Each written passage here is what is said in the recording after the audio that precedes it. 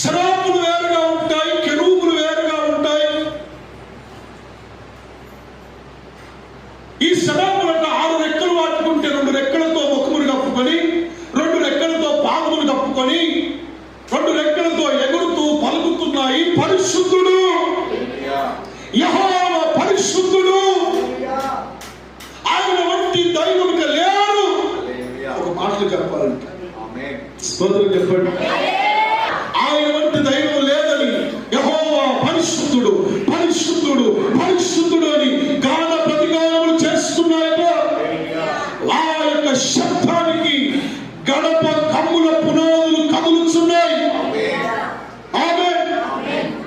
ఈ దర్శనాన్ని యెషయా చూస్తూ ఉన్నారు. ఈ దర్శనం మనకు కలిగిందనుకో మనం ఏం చేస్తాం?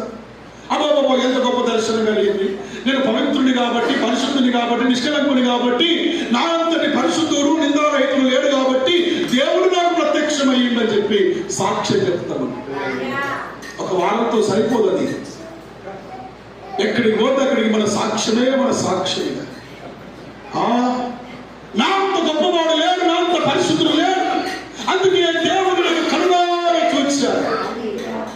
కానీ యెషయా ఎప్పుడైతే దేవుని చూశాడు, ఎప్పుడైతే ఆయన స్వరూపాన్ని చూశాడు, ఎప్పుడైతే ఆయన మహిమను చూశాడు, ఎప్పుడైతే ఆయన యొక్క తేజస్సును అనుభవించాడో తన జీవితం ఏమిటో అర్థమవుతుంది, తన బ్రతికేమిటో అర్థమవుతుంది. ఆయన అంటాడు, అయ్యా నేను అపవిత్రమైన పెదవులు గలవాడు, నేను అపవిత్రమైన పెదవులు కలిగిన శర్మ మధ్యలో ఉంటున్నాను.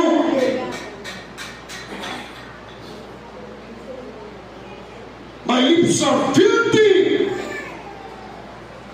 అపవిత్రమైన మాటలు మాట్లాడేవాడు మధ్యలో ఉంటున్నాను అని ఏడుస్తున్నప్పుడట అక్కడ బలిపీఠం మీద నుంచి ఒక నిప్పు తీసుకొచ్చి అతని పెదవులకు అంటించి, ఇదిగో ఇప్పుడు నీ పెదవులు పవిత్రములైనాయి. సో ఈ పిక్చర్ అంతా కూడా మనం చూసుకుంటే మనకి ఏమర్థమవుతుందంటే, ఆరాధనలో దైవ దర్శనం మనకు కలుగుతుంది. ఆ దైవ దర్శనములో మనల్ని మనము గుర్తించుకుంటే మనము శుద్ధి చేయబడతాము. స్తోత్రం చెప్పండి.